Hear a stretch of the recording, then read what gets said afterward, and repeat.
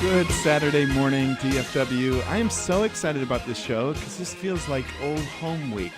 My guest right now, Tom Ziglar. He's the CEO of Ziglar, son of Zig Ziglar, and Michelle Prince. She is the brand ambassador for Ziglar.com. Welcome to the Jeff Crilley Show. Thank you, Jeff. Thanks, Jeff.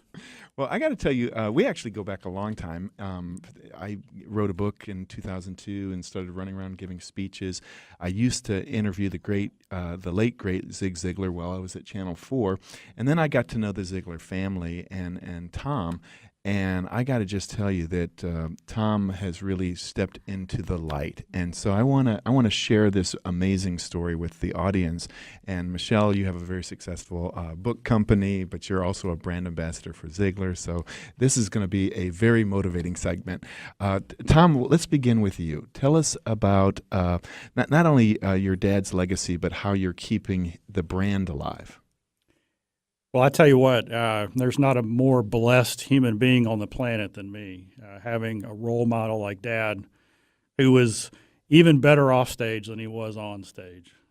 So first and foremost, just having that is such a huge blessing. And legacy is really what I say is legacy is a transference of habit. I've been studying legacy, and our business and what we try to do is to transfer the habit of success. One of the things that I like to say is that if legacy is your goal, then success and significance are just steps on the journey to legacy. And in our society today, so many people have this wrong idea of what success is. You know, they read about it in the news, they think it's fame or fortune, and then you read the tabloids and the people are really hurting. But when you have legacy as what you want, then you have a right definition of success. So my passion is to equip people to change the world and leave a legacy. Michelle, let's bring you into this. What is the Ziglar brand? What is the Ziglar brand? Well, it's everything that Zig Ziglar stood for, which is built on the solid foundation of character and integrity and all of those things that are so important, but then all of the steps it takes to be successful. What does it really take to be happier, healthier, more prosperous, have better relationships, and all of those things that Zig taught. And, my background with Zig started at a very early age, at 18, and those qualities were instilled in me at that age. And it has literally changed my life and millions of people around the world. So what is the Ziglar brand? It's carrying on all that he taught, but in a way, in a new generation that will continue to impact generations to come.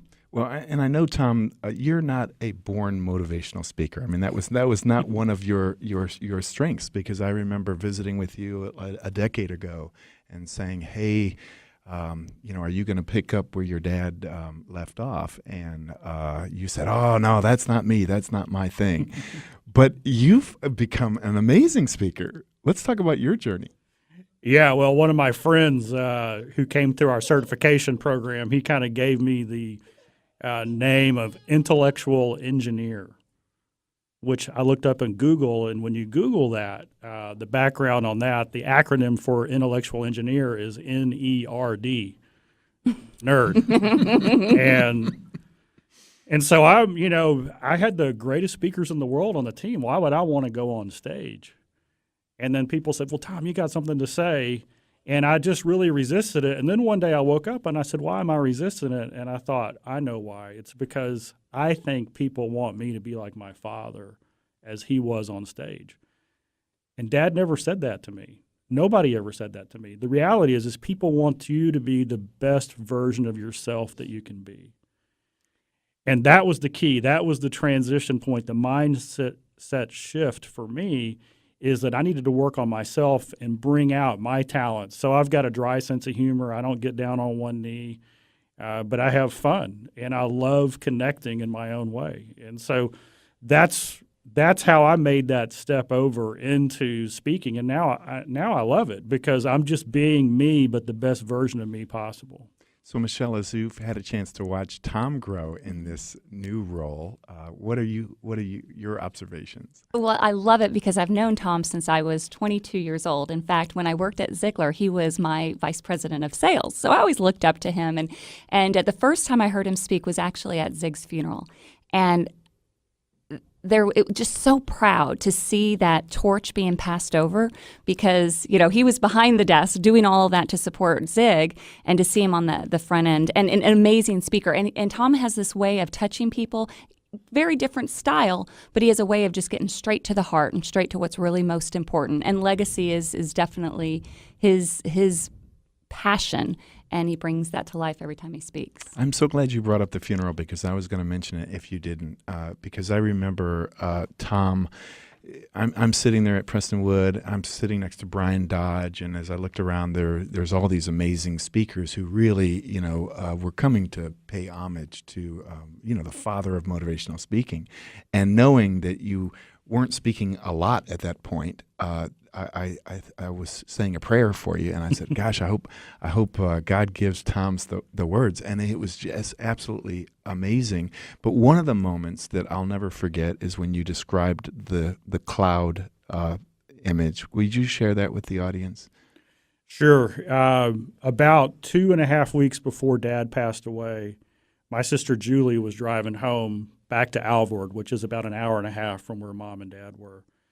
And she looked up into the clouds driving down the road, and she saw a perfect Z in the clouds, formed out of clouds. And so she grabs her cell phone and she takes a picture of it. And 2.5 weeks later, Dad goes into the hospital. The doctors say he's only got minutes. It turned out he was there for almost a week. But that first night, we were gathered around and we realized we were going to have to make an announcement. And then Julie showed everybody this picture of the Z Cloud. So I called our good friend Scott Erickson and I said, "Hey, I'm texting you a picture.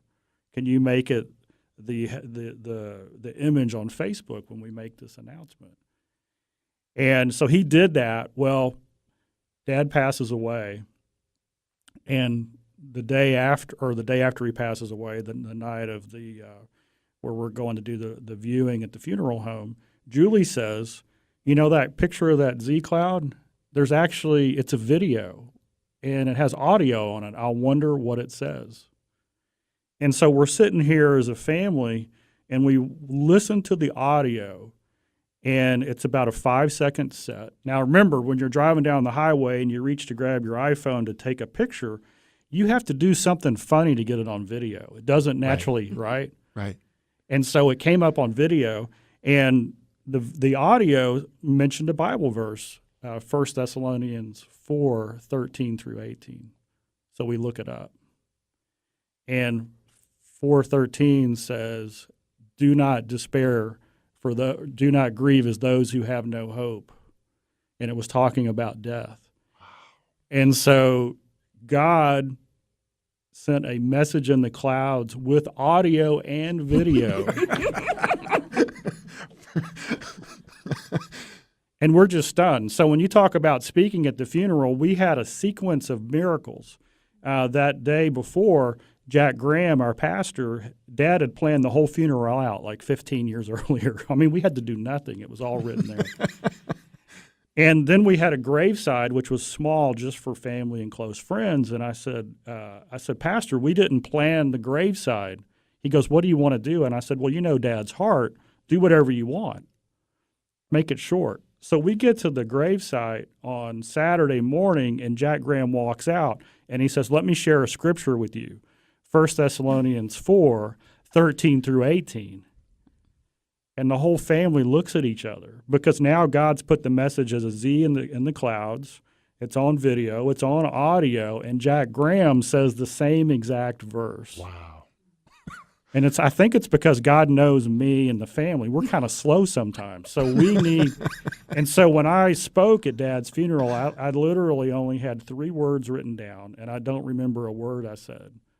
And it's because I knew that people were praying like you, and I knew that God had honored Dad in so many ways that whatever came out would be what he wanted to come out. Wow. I just got chills. Mm-hmm. Wow. Well, let's talk about the brand going forward and to passing on to the next generation, because there are young people who are coming out of college who need this kind of information. For sure.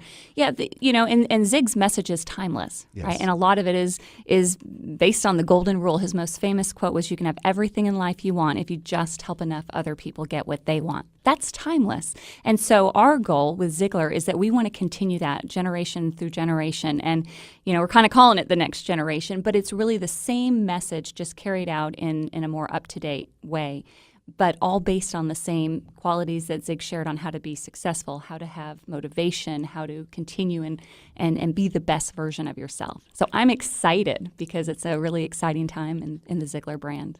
So, Tom, what are the plans? And when somebody wants to engage Ziglar, are they engaging you through training, speeches? How do they engage you? We have several things, but our primary one, and the one I love, is our Ziglar Legacy Certification Program. And we have over 200 certified trainers in 17 different countries. And basically, people who believe in our philosophy, who may have already been touched by the Ziglar message, they have in their heart to help other people be, do, and have more than they thought possible.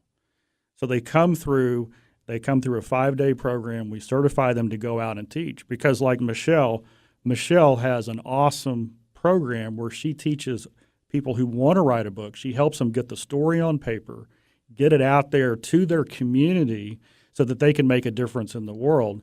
And that's who we love to align with, is people who have their own unique message based on the Ziglar philosophy. And when you combine those two things, that's life-changing. Tom, do you still feel your dad's spirit? Every day.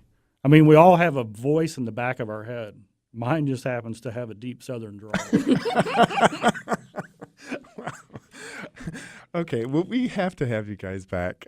We're out of time for this segment, but the website is Ziglar.com. And Michelle Prince, Tom Ziglar, this has been a true blessing. And Zig, I know you're listening. I know you're, we don't need a sign. We've got the sign. But thank you so much. Thank you, Jeff. Appreciate it. We'll be right back.